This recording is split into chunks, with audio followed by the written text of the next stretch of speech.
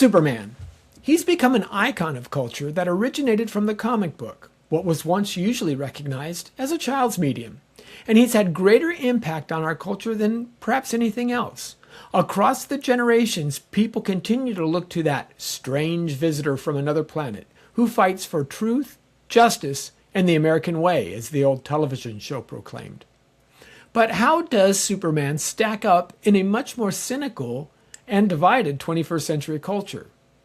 Well, hi all, I'm Lenny Esposito, and on this episode, I'm joined by Dr. Ryan Putman to take a deep dive into unpacking the Man of Steel and find out just why he's such an important touchstone, even some 85 years after his debut. Now, there are those who believe that Superman must change with the times, and this year's Superman's film, James Gunn has cast a vision of the hero, well, that may depart in some fundamental ways from our classic understanding in the past. How does David Corenswet's portrayal stack up against Christopher Reeve, Henry Cavill, or the comic book?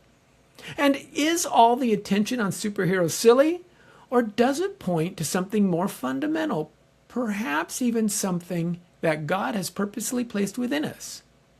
Well, it's a lot of philosophy and theology as well as comic books, and they're all coming at you faster than a speeding bullet on this. Come, let us reason together.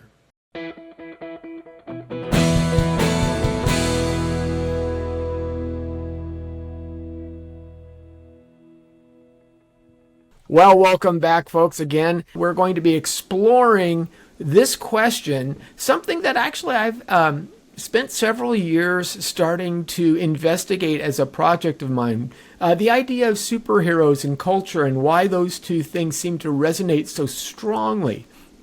Obviously, the superhero films are top-grossing movies, usually consistently as they come out, and Hollywood, knowing that, continues to churn them out with regular succession. The latest version of this is DC's attempt to kind of capture their own universe, try and put the genie that Marvel had created with the Avengers series back out into the public eye, and they've pulled on director James Gunn to do this. And of course, this year we got our first look at what James Gunn vision is with the movie Superman, which seems fitting as Superman is the initial, birth of the modern superhero, as most scholars would understand it. Now, I didn't want to have to do this alone. I asked a good friend of mine who is also a big fan and an incredible fan of superhero movies, Dr. Ryan. Yeah, a nerd, absolutely. Dr. Ryan Putman joins me. He is professor of theology, as well as the associate director of PhD studies for Southeastern Baptist Theological Seminary. He comes with a PhD in systematic theology he gained from New Orleans Baptist Theological Seminary, and he and I have over the course of the Defend Conference and in many other opportunities had the ability to get together to talk about these things, but we haven't been able to talk about the new movie yet. So Ryan, first of all, welcome. Glad to have you here. Glad to be with you, Lenny, as always. And were you excited when the new Superman movie was slated to come out, when you started hearing these kinds of things? Well, sure. I'm always excited to see a new Superman movie, and I have been, ever since I saw my first Superman movie, which tragically was Superman 4, but rest for peace. I still enjoyed it as a kid, and I've been trying to catch every iteration of Superman since.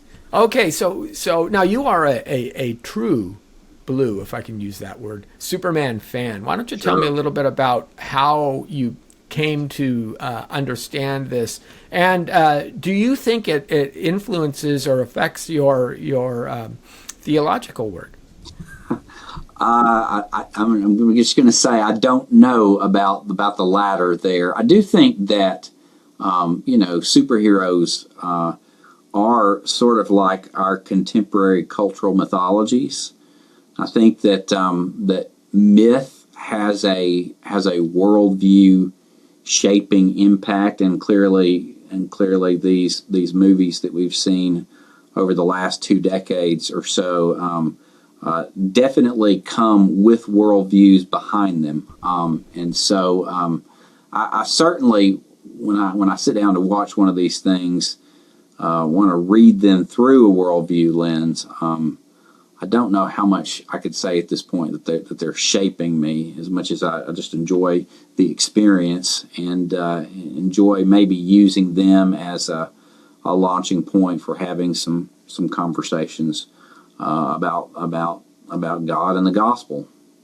Yeah, they are definitely a good launching point, and they do bring up some very key issues, which I think is really important for us to understand. I've always, as you know, there's been a lot of talk, and you mentioned the idea of the hero as myth. Of course, Joseph Campbell, A Hero with a Thousand Faces, was a very popular book that came out in the 70s, influenced actually George Lucas, who Right. used kind of leveraged Campbell's idea for the Star Wars saga. But I take a little issue with some of the assumptions that Joseph Campbell makes. I've seen people today, even top apologists, folks like Frank Turek and his son wrote a book called Hollywood Heroes, how they point to these different myths that we see, and they say, but if you want to find the true myth, you can find it in Christ, and they look Yeah. to it that way. My argument is actually the reverse of that. My argument, as I understand mythology, as I look through and kind of take a survey of that, is that the superhero is downstream from Christianity. It's not upstream. Here's what I mean by that.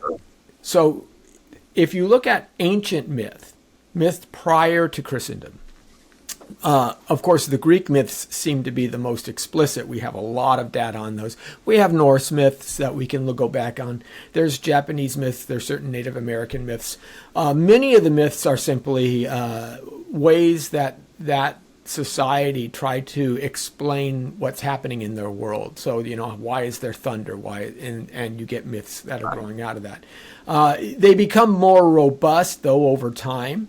And what you'll find, especially if you, again, look at these myths, Odin, Thor, the Greek myths, where you'll find that actually most of the myths center around a person in the aristocracy.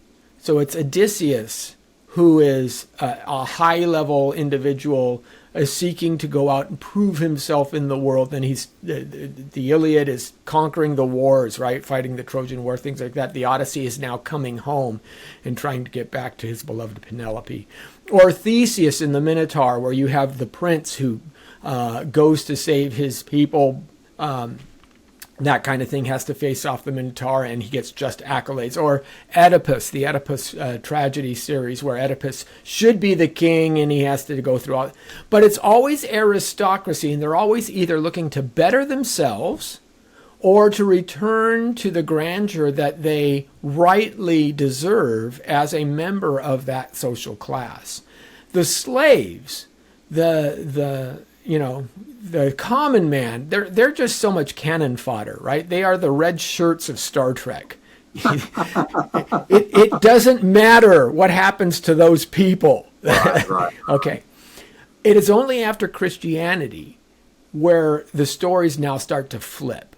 And it is Superman, as we saw in the James Gunn film. He will save the squirrel from being squashed because life matters. And he puts himself in danger, right? Clark Kent will have sand kicked in his face and get bullied because he doesn't need the grandeur. He needs to recognize that the everyman is the value, the one worth saving. We don't want Peter Parker. I tell people, we don't want Peter Parker to just use his powers in a wrestling match so he can win a car, right? We don't want Hancock. We don't want a guy who just sits and drinks and, I'll stop the thief because it's kind of what I do, but he leaves a trail of destruction along his way. We understand that, to quote Stanley, with great power comes great responsibility. Sure. That ethos, that idea, well, it's straight out of the Bible, right? To whom much Yeah. is given, much is required. So it's just an echo of Jesus' teaching. And the superhero can only thrive and does only thrive in cultures after Jesus has shown that the greatest of you will be the servant of all, that the Son of Man came down to seek and serve those who were lost, and that he would sacrifice himself for the sinner. So if you think in those terms, you can kind of see how powerful that superhero genre can be, because it resonates, that idea of the one with the power giving up that, right? Humbling himself, not seeing equality with God a thing to be grasped, humbling himself, coming down in the form of a man, even to the point of a cross. That's huge. And Right. we have that aspect, and then we also have the aspect that I think resonates across all cultures, that we all know that the world is broken. It's just not right. We have a yearning for justice, a yearning for seeing things put back the way they want to. And I think this is one of the big attractions of the superhero film, especially in today's culture, where people are starting to become flustered by it. It becomes very emotional to them. And so that's one of the reasons why I wanted to have this talk, is because the new Superman film, it does some things that maybe were lost in the last 20 years to pull Superman closer to his origins, but it also moves some things away. So, and folks, I'm just going to let you know there may be spoilers in here as we talk. Most certainly. Yes, yeah. But Ryan, tell me, what was your initial reaction to James Gunn's vision of Superman as you saw it compared to, say, past iterations? So, I mean, I think the immediate context for my thoughts about this movie, of course, are shaped by recent history. We have Zack Snyder's Man of Steel that comes out in 2013. We're only 12 years out since it was last rebooted, and here we are. We're starting with something that, when you're watching it, it feels very clearly like it is reactionary to the Snyder version of Superman, because both are set, as I think you pointed out earlier, in a pretty cynical world, where there's not a lot of optimism, and they sort of respond to or react to that cynical world in very different ways. I mean, the Snyder movies are, they take themselves very seriously, almost too seriously, very dour. Everything is done with this, at least in the Snyder version of the story. Superman is supposed to be this beacon of goodness. He's supposed to be, at least they give this lip service to him wearing this shield that means hope, but he doesn't really do anything that, at least in those movies, he's never given a chance to do anything that gives people hope. I mean, death and destruction follow him. Yeah, that's a good point. I mean, you see in the end of Man of Steel, it's been called destruction porn, and I think for a reason. You see like Metropolis in shambles, where it looks like hundreds of thousands of people died. Like in all these city blocks that were just completely obliterated.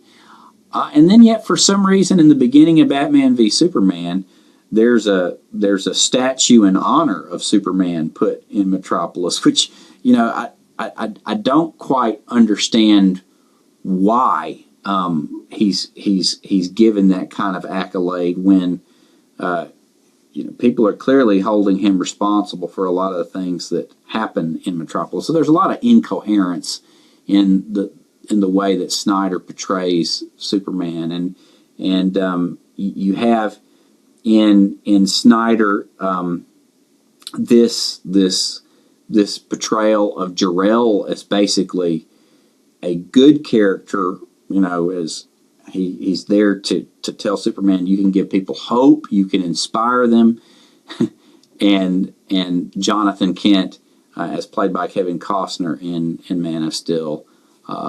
When Clark saves a bus out of the lake and keeps these children from dying, his dad's getting on to him because he almost gets caught with this secret, and young Clark, 13-year-old Clark, looks up at Dad, says, "What did you want me to do? Let him die?" And right. And Jonathan Kent's response is, "Maybe." I mean, he sacrifices his own life. Jonathan Kent does, right, so that Clark's secret wouldn't be shown. And you put that up against James Gunn's vision, and it is night and day different. Well, even the color palettes, right? I mean, when you look at, for example, Zack Snyder's Justice League, it's black and white. The director's cut,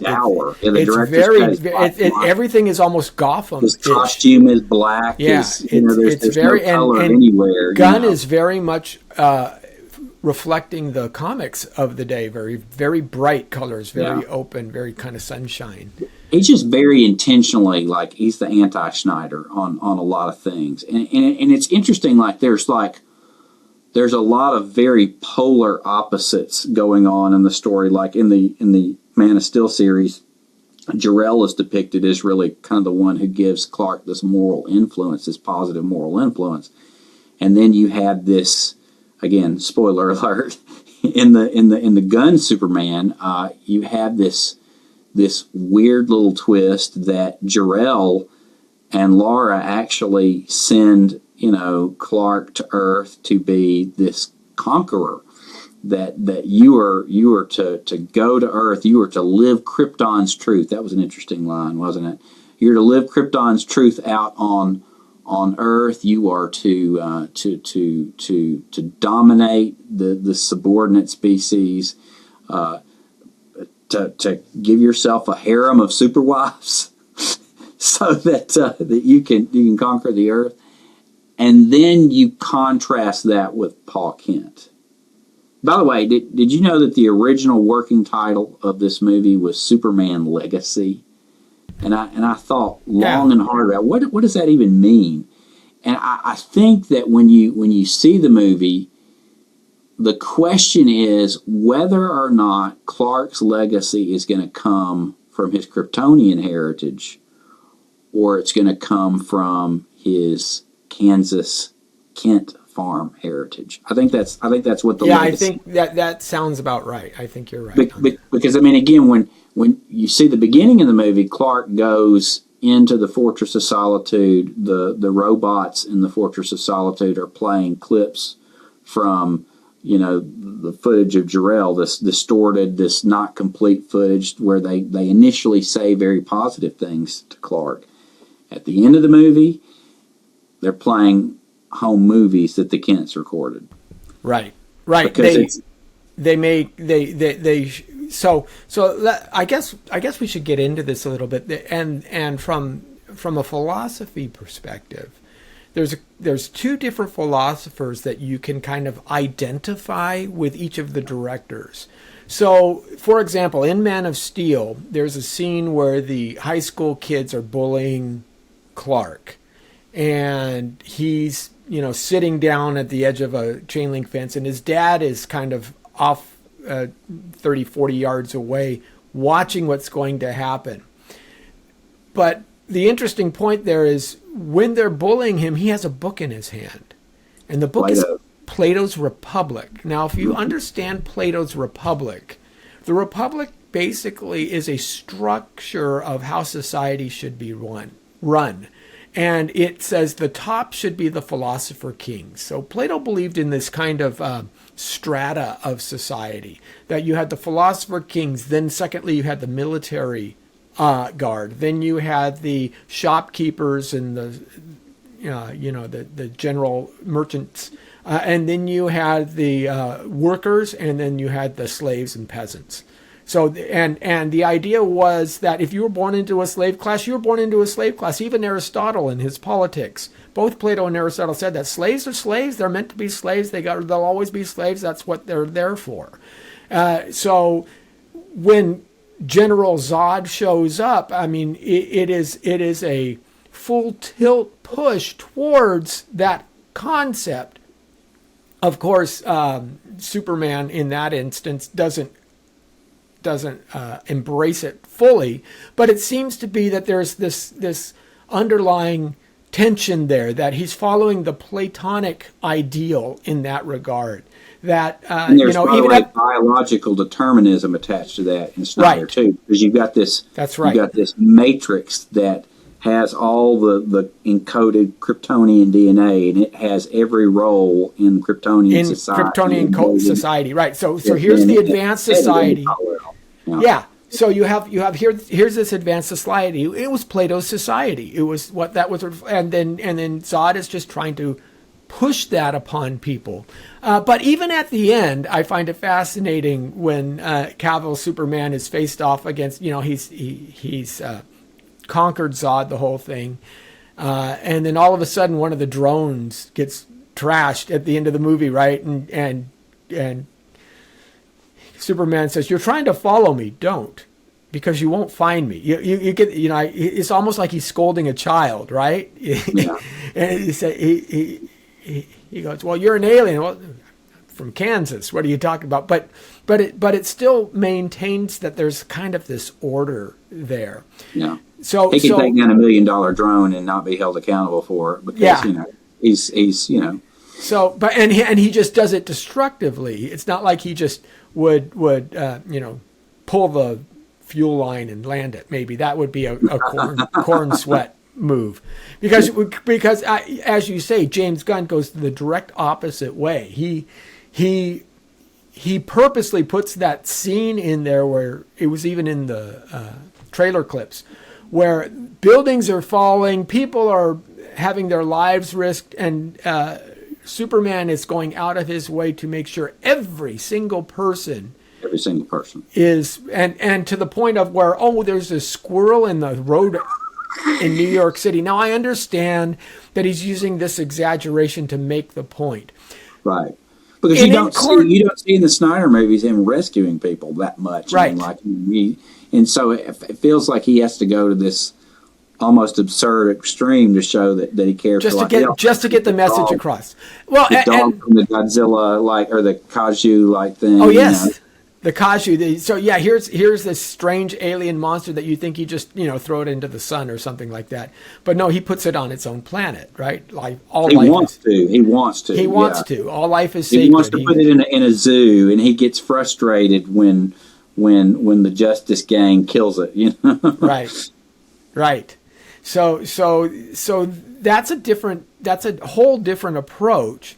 And in some ways, it is more reflective of the kind of the core attributes of Superman. But I would say that James Gunn's philosopher that he follows is Nietzsche more than Plato, because he's really the James Gunn Superman is more what I would call an existentialist Superman, and others have made this point as well, that it's not so. The idea of existentialism is that it's not your existence that tells you who you are, right? So in Zack Snyder's Superman, as you say, it's biological, it's DNA. We're Kryptonian. You're born into this. You're destined for this. More humanly, as human beings, you have inherent worth. We would hold that humanity, no matter if you're in a coma or in a persistent vegetative state, your worth is still fundamentally higher than those of animals, even if those animals are, sentient pets that you love. But you never forsake a human being's life for that of a pet in normal society. Now, there are obviously philosophers, Peter Singer and another, who disagree with that. But in an existential understanding of value, you make your own value through your essence. So in other words, existence precedes essence. You have to exist, and then you choose where those values lie. And one of the things that Gunn is doing is saying that you aren't your biology. Your parents, matter of fact, the interesting thing is Jor-El and Lara are really playing the General Zod role in this. They're saying go and conquer, which is exactly the villain's role in the Man of Steel films. But Gunn is saying you don't have to do anything that you were born into. What you get to do is what you choose to do, and you get to value who you are. And make your own value. That's how I understand Gunn. The emotional climax of the movie is when Clark's sitting there with Paul Kent in Smallville, and notably Paul Kent is not Hollywood good looks Paul Kent that we saw in Man of Steel. This is the they really made it. Actually, Gunn dialed him way down to be like the run of the mill hard farmer, not well spoken, all of this thing. Yeah, and he sounds more Southern than he does Midwestern. I do want to point that out when I watch this. But his dad sitting there on the bench with him, talking about the burrito joint that they went to that was sort of like the old burrito joint. Exactly. It's very comical because I know these people. But he says, son, it's your decisions that make you who you are. It's your actions that make you who you are. I couldn't be more proud of the man you've become. I mean, again, I think that is in very stark contrast to what clearly his parents have said on the one hand, but also kind of what we got from Snyder with his understanding of who Superman was in the first place. Yeah, and so those are the tension points, but both of these are kind of modern constructs because it may not necessarily be either or. So we've seen, as I've said, iterations in the past, and I won't go all the way back to George Reeves because I don't know that the 1950s Superman series, I get it, and it's interesting, but it was kind of two-dimensional in its approach, and that's how television was back then. But if you look at either the Christopher Reeve movie, especially the first two, or even Tom Welling's Smallville in the 90s, which was I thought that was a fascinating idea, to take Superman as a teenager when he's trying to grasp and grapple with all of these new powers and still be a teenager and still be true to who he is and how it all works out. I really appreciated the first few seasons of Smallville. It started, as most series are wont to do. After you get into 4 years or 5, it becomes tough for writers to come up with new stuff. Right. So they start to struggle. Trying to keep him not Superman. Right. And his development. And they were really smart in that because the rule for the writers' room was simply no flights, no tights. That's what they would say, because anytime you do either one of those things, it takes him out of his humanity and moves him into another spot. So, but it was fun. It was fun to, what do you do with a 15-year-old boy who just discovered he has X-ray vision and the girls' locker room is across the hall, right? That's just great. But let's first start with Christopher Reeve's understanding version of Superman. As you said, it was your first one, although the film that you got to first watch was not the best. No. It's like it's kind of like watching the George Clooney Batman, right? That's not where you want to start with Batman. No. Nipples on the suit. It just didn't make any sense. But how would you compare Christopher Reeves to these two different iterations?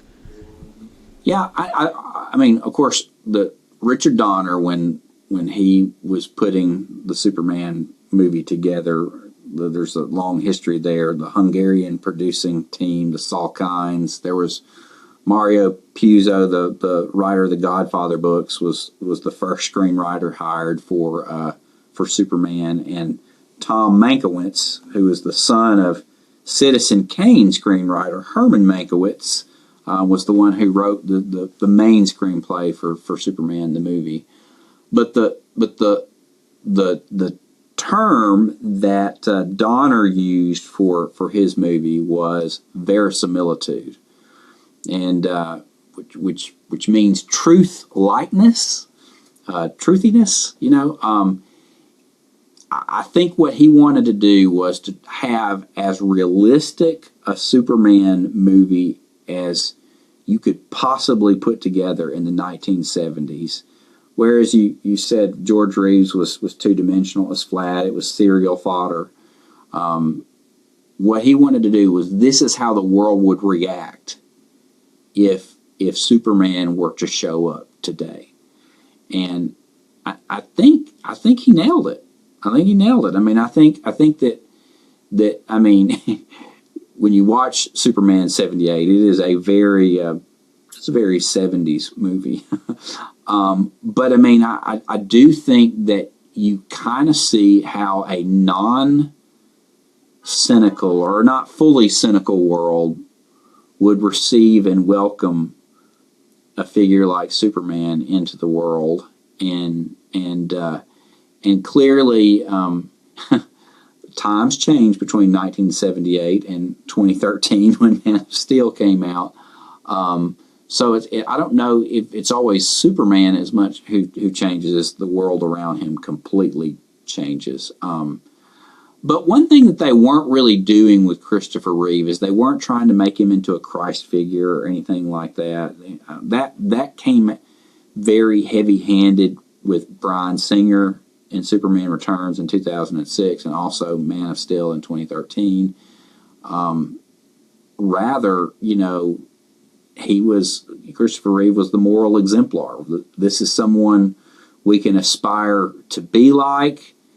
He's like your dad. He's like your big brother. He's and a generally optimistic, positive person. I mean, there's not a cynical bone in Christopher Reeve's Superman. Maybe save for the altered kryptonite version in Superman 3. Yeah. But there is no cynicism at all. And I think that what the Corn Sweat version does is it captures a lot of that. Perhaps the only difference is you kind of feel like Christopher Reeve comes out as a fully mature Superman when he comes out of the Fortress of Solitude. He spent that time with Jor-El. He's learned from Jor-El, and he's a fully mature man, and makes great decisions from the get-go. You feel like David Corn Sweat Superman is his age. I mean, he's a young, immature Superman who's genuinely not only just learning how to use his powers, he's learning how to interact with the world when he's got his idealism going against people that have very different worldviews.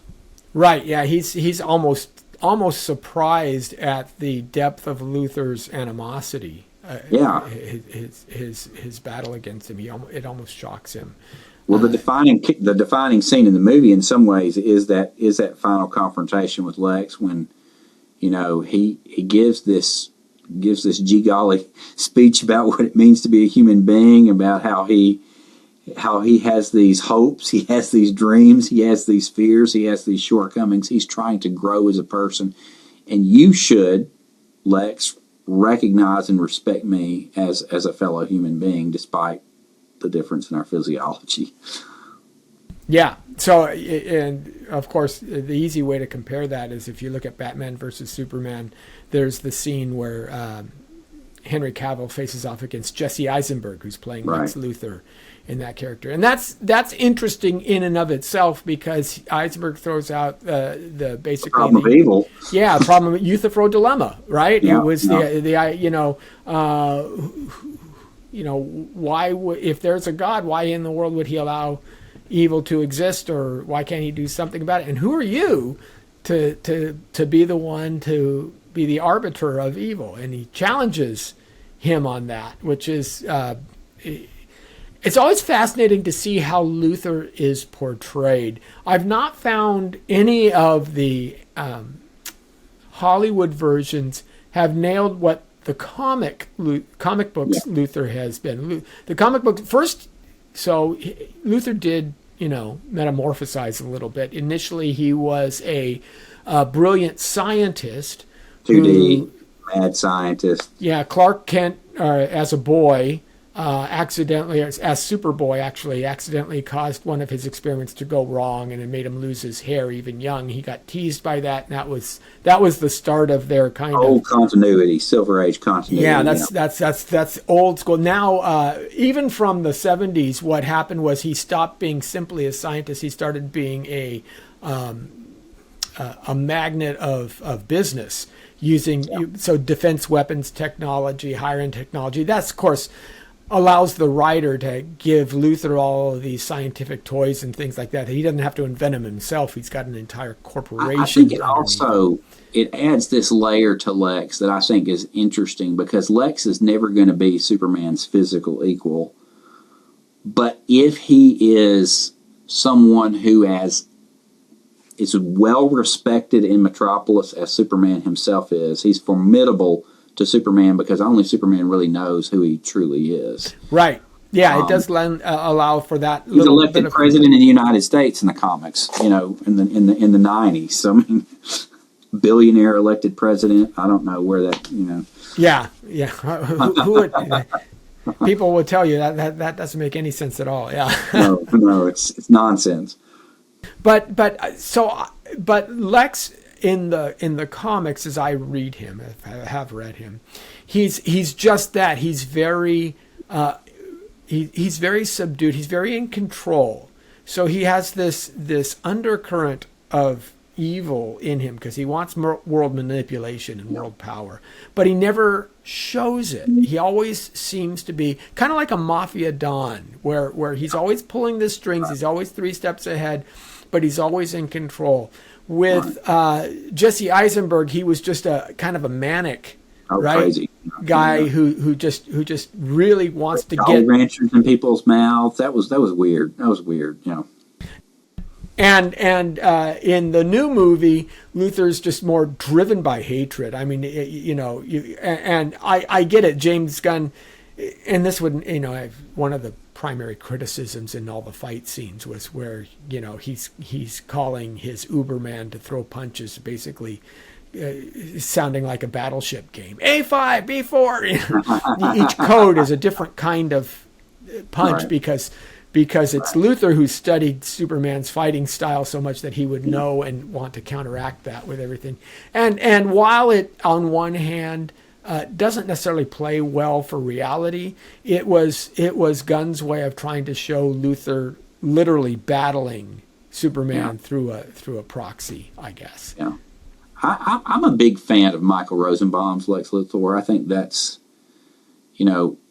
Yeah, he did a great job. For whatever reason, when Donner did his movies, he wanted Superman to be this realistic character. He made Lex Luthor a farce. I mean, he's the silly music comes on with Gene Hackman. It's definitely a very silly iteration. Tessmacher is, even the way they structured it under the subway, it doesn't feel, that's where you fall out of reality. I think that's my least favorite aspect of 78 Superman and Superman 2, for that matter. But I do think, and Kevin Spacey, I don't want to talk about Kevin Spacey. We'll just avoid that subject. But I feel like this new performance by Nicholas Hoult is closer to the spirit of the comics than what we've seen on film. It's certainly, I think, better than Jesse Eisenberg's, just because he's not being so weird on screen. I almost think they missed an opportunity. Eisenberg would have been an interesting Joker. Yeah. He would have been an interesting Joker. Although I'm not going to take anything away from Keith Ledger and Christopher Nolan's film. That was phenomenal.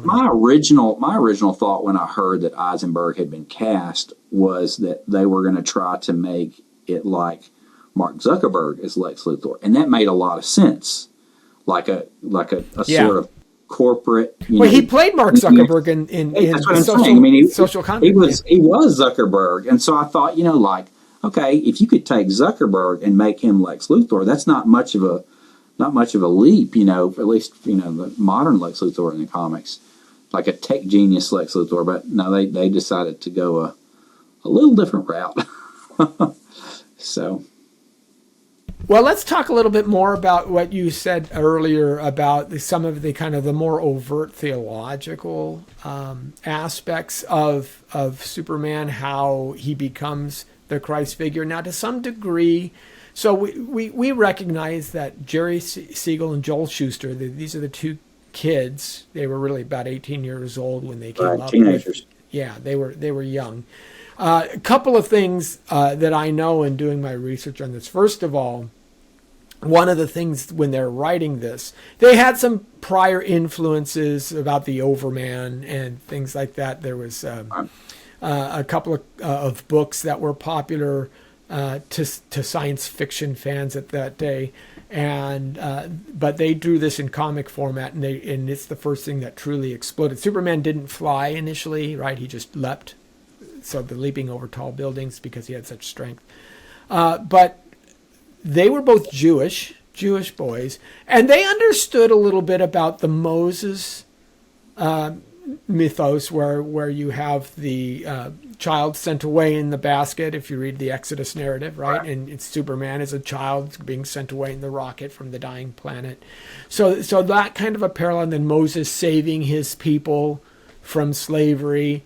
And you see that. But I do believe there's also, as I said before, because we're in the 20th century and not in the, negative 200s, there is also a Christian ethos that permeates it.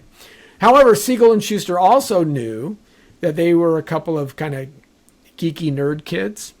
And one of the jokes that they said was the reason why we gave him this alter ego, this Clark Kent, was because the Superman would be the one that would be attractive to all the women. But those same women would dismiss him when he's in glasses and a fedora and, just working beside her and they felt like that was them. They said, like, well, when we go to school, the girls just don't notice who we are. But when we get published, then... So it was kind of this internal ongoing joke that's how they see themselves. But because of this idea of rescue and mythos, of course, in Zack Snyder, I mean, when they released the film in Man of Steel, and a lot of people don't know this, they actually had a marketing campaign to churches. Yeah, and they had Bible studies. They had. And let me give you a couple of points. Some of Snyder was not subtle in this at all. So there's a scene when he kind of comes back. Right, Superman is freed from the prison of Zod's ship, but he comes back and he's able to get out in space and feel the warmth of the yellow sun upon him. Right, and he stretches out in a cross-like pattern. Okay, that's one thing.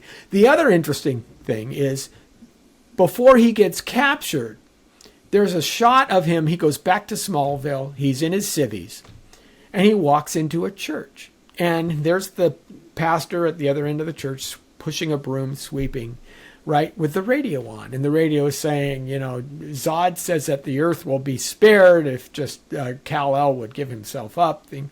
And in his Clark Kent persona, he tells the pastor of the church, you know that guy that they're talking about on the radio?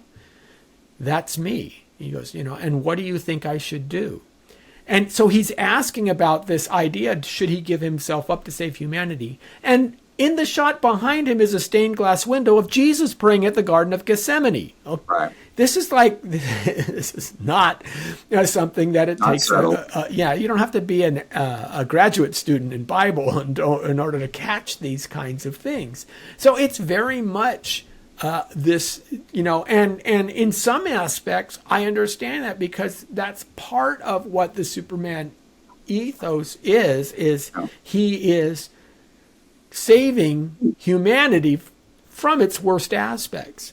Now, this is where some of the tension points come in with the Corn Sweat versus Cavill, or the Snyder, I guess you should say, versus Gunn vision, because the Christ figure is lost in the Corn Sweat.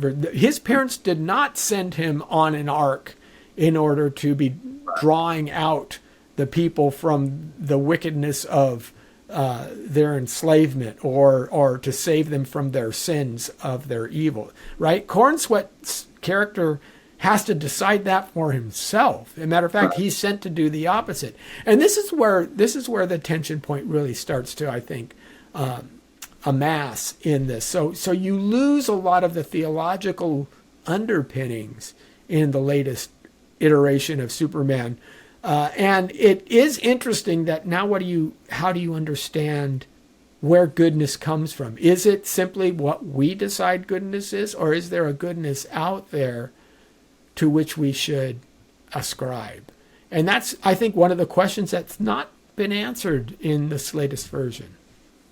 Yeah, certainly. And I would say, that Snyder even goes further, in Batman v Superman, when Superman is killed by Doomsday, you have the image of Wonder Woman handing Batman the body, just like, them pulling Jesus off the cross, and there are 3 crosses. Yeah, they did a Madonna. They did a Pieta, right? They did. Yeah, they echoed the Madonna's Pieta. Yeah.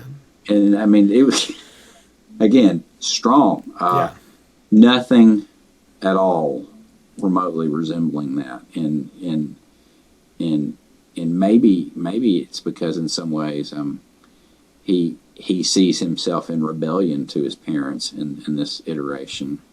It's the real punk rock, Right. Maybe loving and caring about all people is the real punk rock, Yeah. The way to So are we? And this is kind of why I think these are fascinating questions, because they hold up a mirror to society, as you said. So the way you understand Superman really shows certain aspects of who society is. If caring for every life is the real punk rock, that means it's against the kind of common understanding of culture of the day. That's kind of a scary message, isn't it? That our society is about looking out for number one, or fear of missing out, right? FOMO, or you go online and make sure you dox these guys, make sure you ratio these guys, make sure you pick your cliche of online interaction. And maybe the real punk rock is not doing that. Well, that says something. That's actually scary. But at the same time, if you're an existentialist and existence precedes essence, you have to basically fill the container with whatever you so desire, then you can't appeal to goodness as an intrinsic feature of humanity. It's just what you choose to do. So it becomes almost worse than utilitarianism. It becomes just a moral, vagary that some people will choose to apply and others won't. Which, again, that scares me. That scares me in that idea. But I don't think the superhero genre works like that. So we see this, for example, in many films where even they have like an anti-hero, right? Deadpool, maybe it would be a good choice. You'll notice that first of all, the rise of the anti-hero has always made me cautious, because it is, I understand that it's interesting. It's a more interesting story when your characters have flaws. I get that. But when you're making Maleficent and a character who, well, we can explain away her evil because, she got her horns taken away from her back in the day, or her wings, or what have you. And they parallel that with, or Dexter. Well, yeah, he's a serial murderer, but he only kills people who are worse than him, And again, wicked. I mean, this is a whole postmodern thing that we've it's a whole genre of this, right? Right. But the anti-hero it only works, and audiences will only go to see it if the person who's the central protagonist is Venom. Same thing. You have to go after people who are worse than you.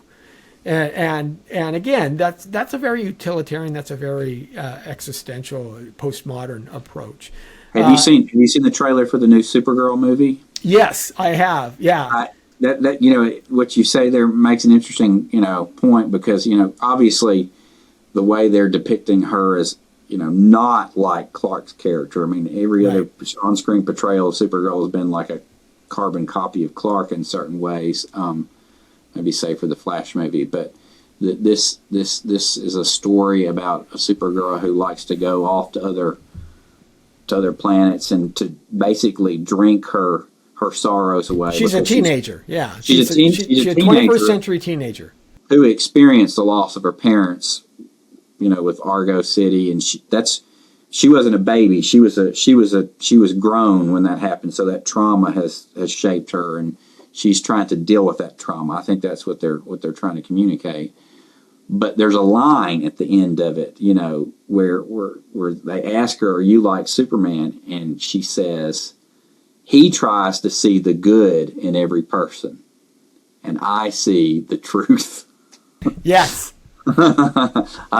There's a whole other thing to open up with that. I mean, yeah, it'll be very interesting to explore that actually as we go. It's fascinating. So, in this regard, what do you think? Did you ever watch the animated series? Oh yeah. Yeah, I thought they did a pretty good job there, both on the Batman side and the Superman side. I think they did. They're my favorites. Yeah, the idea of the blue Boy Scout versus the Dark Knight, but they didn't make Batman too dark, and they didn't make Superman too simple. He always has an air of childlikeness to him, but he can't be childish, and that's kind of the tough point to. And Gunn might cross that line in a few places. I don't know. Yeah. It will be. It will be interesting, and of course, there's as you look at the various series and how they've pulled him in, it will show. But also, Superman becomes a difficult character from a writing perspective in the fact that they've built him up so much over the years. His powers are so well established that it's hard to find villains who are his equal, as you pointed out. And so from just a creative perspective, it's really hard to get that tension point. But I think they want to show, again, the humanity here. In a very different way. Yeah. Smallville, again, did that very well. He came across as at least human and struggling. There's a song, a 90s song that Five for Fighting came out with called Superman. Yeah. And one of the most stunning parts of that song, if you haven't listened to it, we can link to it.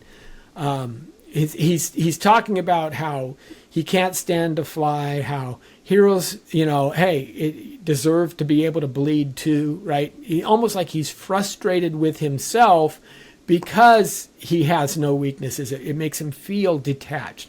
And in the bridge, he says, it's very interesting. Up and away from here. But it's all right. You can all sleep sound tonight. I'm not crazy or anything, and that makes you think, right? And, why'd you say that? Why'd you have to say that part out loud? Yeah, Maybe. Yeah. So one guy, and I can't remember the year it came out. I think it was about 2018 or so. Came up with a movie called Brightburn. Now, this is not part James of the Gunn DC wrote canon. the screenplay for Brightburn. Who did? James Gunn did. Oh, did he write Brightburn? Really? That I didn't know that. Okay, so this is Gunn. That makes sense. Yeah. And basically, it's set in a nondescript farm with nondescript people. Right? They don't talk about who they are. Matter of fact, the names are a little bit different too. But it's this 12-year-old boy. He's on the cusp of puberty. And he has these superpowers, and basically the whole film is what would have happened if Superman was a bad seed. Yeah. And it's an interesting question to come across. I think it again underscores the point that you need that fundamental moral basis in order to make any of these characters work. So it's really Brightburn is a here's what the opposite world would look like, Yeah. which is a lot of fun. So James Gunn's other Superman movie. That's an interesting comparison right there. yeah, it really is, and that one is much darker. In fact, Oh, it's a horror movie. Yeah. But, yeah. So any final thoughts on all this as we talk about it? What do you think is going to happen in the future, and how do you think the way people have received Superman? Because this one's been pretty polarizing. Interestingly enough, there are the Snyder fans, there are the Gunn Snyder fans. Bros. Yeah, they didn't want to see it come out. They still want to see the Snyderverse restored. Good luck with that. Yeah. I think there's a lot of things up in the air. I mean, Warner Brothers is about to be acquired by Netflix. I mean, so I think it's going to be interesting to see. Hollywood is dying on the vine, right now as an industry. So a lot is riding on the next couple of projects. Now, Gunn has already finished the screenplay for a movie that's called Man of Tomorrow, which is, as I understand it, a team-up movie. really? Okay. Superman and Lex, where Superman and Lex have to team up against a villain who I think has been hinted at to be Brainiac. And basically you're going to see, maybe a different side of Lex as he's having to be forced to work with Superman to stop Brainiac. So we'll see what comes out of that. They start filming that this spring. Okay. Yeah, should be interesting. And then of course Supergirl's coming out, and obviously they've laid the groundwork by introducing the Green Lantern characters, the different Mephisto, right? Metamorphosis. Metamorpho. He's laid all those characters out as well, so that he wants to pull in the much larger DC universe. Yeah, and that was one thing that I appreciated about this movie. It just threw you into this world that was already fully developed. Yeah, there was no backstory per se. Yeah. There's no air or pretension of trying to be super realistic. This is a comic book world. I mean, as somebody described it, this is the most comic book movie you'll ever see. These big Silver Age monsters. We haven't even talked about the dog. I mean, it's so different. From anything else that you've ever seen. You talk about Netflix. DC had a series that they streamed on HBO called Titans. Yeah. And it's about the Teen Titans, which was, all of the sidekicks in the comics, so Robin and Speedy and all of the sidekicks. And one of the sidekicks was Connor, which was Superboy. Right. In the comics, basically, once Superman dies, there becomes 5 iterations of him in various ways.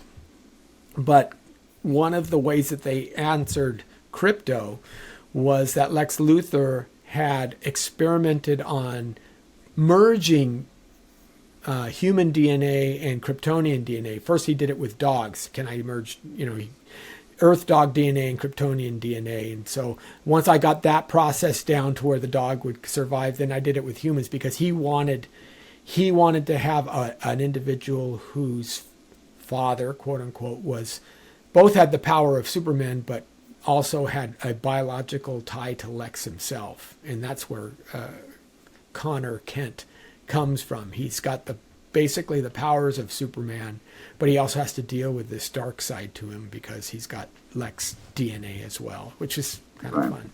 What do you take, finally, before we close off, in the original Superman film? Although, we've talked a lot about Christopher Reeve and his desire, there seems to be a question that Donner asks, because Lois Lane, he has to choose, right? The typical moral dilemma. Do you save the world from the nuclear rocket, or do you save Lois Lane from the flood waters, the breaking dam?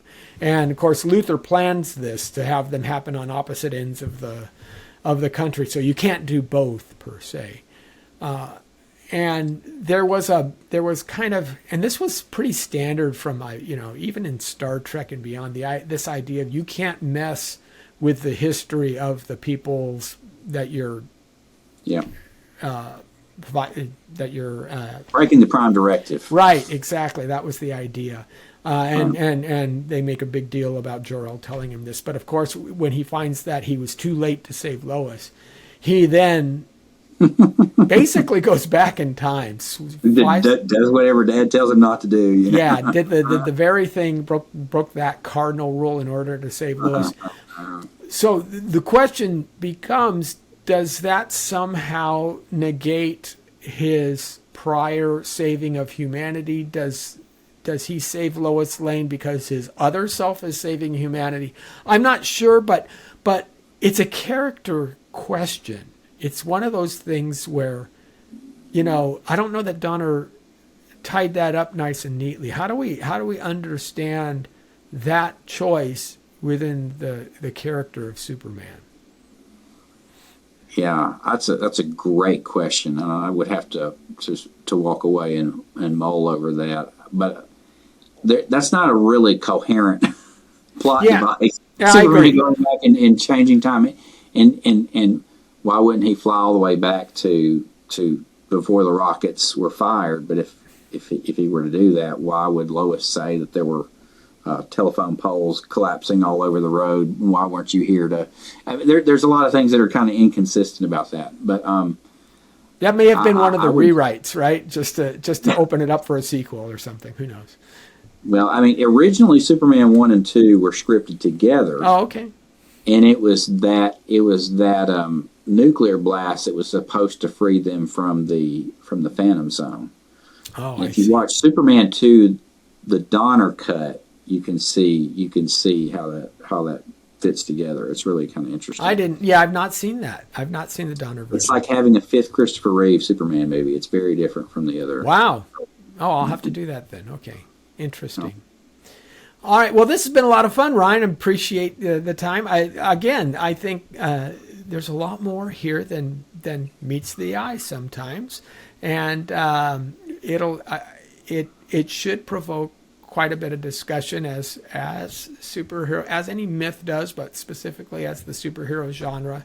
I don't necessarily see it slowing down anytime soon. I think, as I said before, people are yearning for a broken world to be put right. Sure. And ultimately that's the hope that we offer in the gospel, is that we understand that the world is broken, and we are waiting for that day when Jesus comes again to put the world aright. And it is kind of just built into us as individuals to want to see that, and there are certain aspects of that some people won't like, of course, especially if you have your favorite sin and that sin goes away. That's tough sometimes, but ultimately I think it is common to every human heart.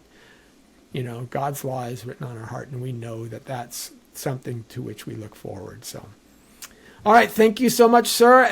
We'll hopefully have some time to talk again next year, but I've really enjoyed having you on. Sounds great, brother. Thank you. All right.